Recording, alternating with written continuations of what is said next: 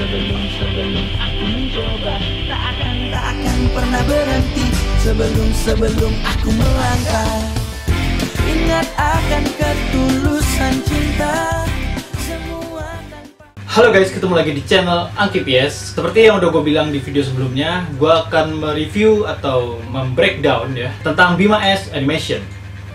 Yang kita tahu Bima S Animation udah tayang 3 episode ya, setiap hari Minggu jam 10. Dan kesan pertama untuk Bima S Animation ini keren ya. Lumayan lah untuk kelas animasi Indonesia, ini udah lumayan banget. Cuman entah kenapa episodenya tuh sebentar banget teman-teman. Kalau kita hitung-hitung sama opening dan ending itu 20 menit doang. 20 menit pas. Kurang banget. Kayaknya cuma sekali atau 2 kali iklan habis filmnya. Dan itu sebentar banget menurut gua. Jadi kita nggak bisa nikmatin action yang banyak di series Bima S ini. Tapi untuk kelas animasi Indonesia ini udah lumayan banget teman-teman. Kita wajib support ya. Cuman ya, entah kenapa ini kan animasi Indonesia, tapi gerak mulutnya tidak diutamakan untuk Indonesia teman-teman.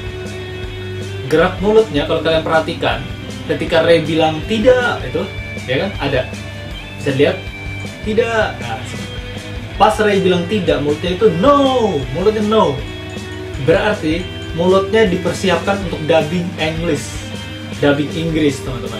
Enggak diperuntukkan untuk bahasa. Kenapa? Di sini gue bertanya-tanya kenapa? Karena ini kan harusnya animasi Indonesia ya, MNC yang buat. Harusnya animasi ini diutamakan untuk Indonesia. Biarkan orang luar menikmatinya dengan dubbingan yang mulutnya tidak pas. Harusnya begitu. Kenapa untuk animasi Indonesia diperuntukkannya untuk luar? Apakah animasi ini bakalan laku di luar?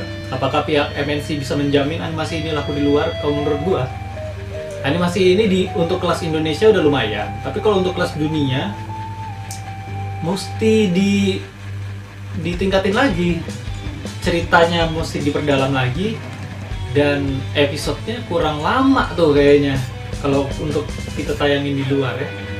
Harusnya untuk coba-coba dulu, mulutnya semuanya diperuntukkan untuk Indonesia, kulturnya semuanya harusnya Indonesia masuk ke dalam sana. Satria Raja Wali mungkin boleh lah ya, Satria Raja Wali berarti ini Bimanya beda teman-teman. Kalau yang kita lihat di episode 3 ini, Bima bisa ngeluarin kayak ekor merak, burung merak ya, ekor burung merak yang mana di setiap ujung-ujungnya itu ada lingkaran. Mungkin lingkaran-lingkaran itu bisa memberikan Bima elemen. Seperti yang kita lihat di episode ketiga, Bima pakai elemen petir atau listrik ya, yang dimasukkan ke changernya sebelah kiri. Changernya sebelah kiri dan dia bisa pakai itu. Jadi Bima S ini wujud manusianya itu bernama Satria, makanya Bima S, Bima Satria gitu. Dan terus di episode pertama si Satria ini berada di dalam inkubator, entah inkubator atau tabung gitu ya, bersama orang yang masih dirahasiakan identitasnya. Ternyata itu adalah sebuah percobaan gelap yang dilakukan oleh profesor ya, percobaan terlarang, tapi profesornya yang ini. Pokoknya di sana ada profesor dan si Satria ini menjadi uji coba. Makanya di episode 1 si Satria ini tubuhnya seperti dikendalikan oleh entah siapa, dan ternyata itu adalah jiwa ayahnya yang terjebak di dalam tubuh Satria. Itu terjawab di episode 2. Dan kemudian di episode 3 mereka mulai menemukan sebuah tujuan. Mereka ingin mencari matrix, pecahan-pecahan matrix. Di mana pecahan matrix itu mungkin di sini adalah gimmick mereka. Kalau di Bima sebelumnya ada Power Stone, mereka harus ngumpulin Power Stone. Di Bima S ini mereka harus ngumpulin matrix, yang mana matrix ini nanti bisa menyelamatkan dunia dari kegelapan Titan. Nama musuhnya Titan teman-teman, Titan. Dan matrix ini kayak Rubik bentuknya, dan itu terpecah di episode pertama, terpencar ke berbagai dunia. Tentu saja Satria nggak sendiri ya, ternyata di sini Satria ditemani oleh jiwa ayahnya yang senantiasa membimbing Satria. Kayaknya Satria di sini bisa berubah karena ada ayahnya di dalam tubuh Satria. Itu kesimpulan dari teman-temannya di episode kedua.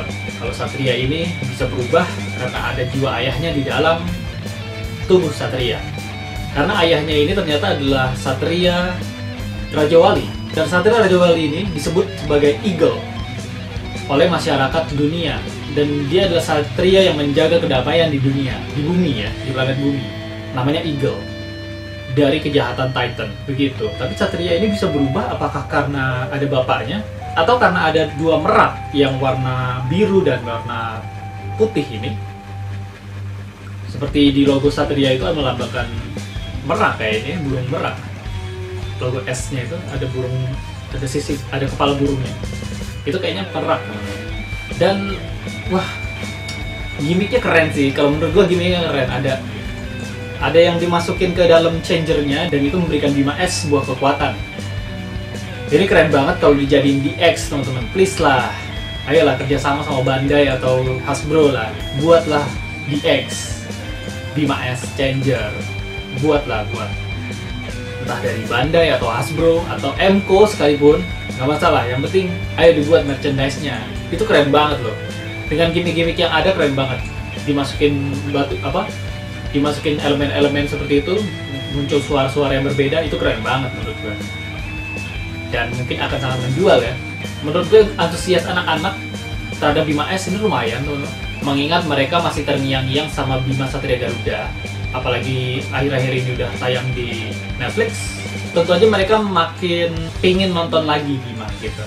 Makanya muncul Satria Heroes Revenge of Darkness di Netflix. Itu tujuannya untuk menunjang Bima S sebenarnya. Bima S yang akan tayang di RCTI. Nah, bicara tentang animasi Indonesia ya, Bima S ini memang animasi Indonesia walaupun gerak bibirnya diperuntukkan untuk bahasa Inggris. Nggak tahu kenapa kayak gitu ya. Itu agak menurut gue agak disesali. Agak disayangkan, Deng. Menurut gue agak disayangkan kalau dubbingnya Indonesia tapi mulutnya nggak pas gitu. Ya menurut gue dubbingnya nggak masalah sebenarnya. Ada rancu-rancu bahasa-bahasa yang rancu dikit nggak masalah. Tapi kalau mulutnya nggak lepas, itu masalah buat gue. Tapi nggak masalah banget sih. Mungkin emang MNC mau menjual ke pasar luar, tapi ingin ditayangin di Indonesia juga. Mungkin niatnya seperti itu. Karena mungkin mereka melihat antusias Indonesia sama animasi itu sangat buruk, jadi mereka mencoba menjual di luar juga. Mungkin kayak gitu ya. Makanya teman-teman, ayolah kita jangan support film-film yang nggak jelas.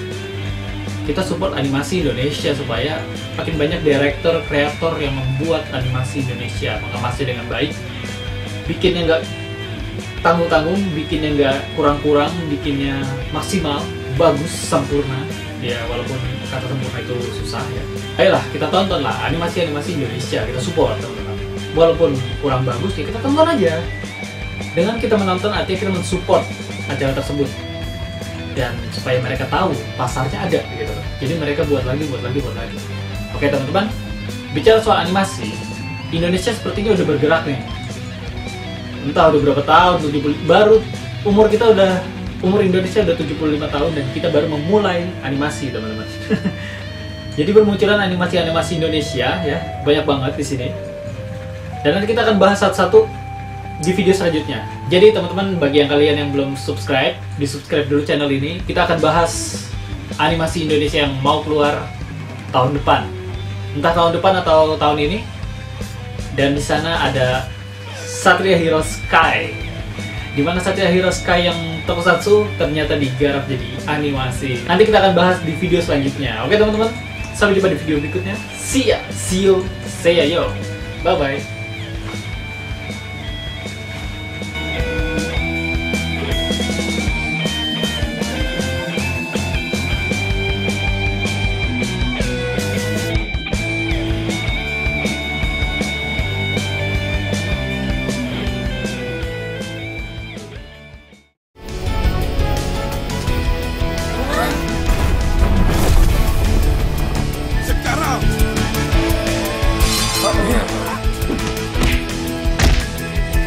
Bima berubah.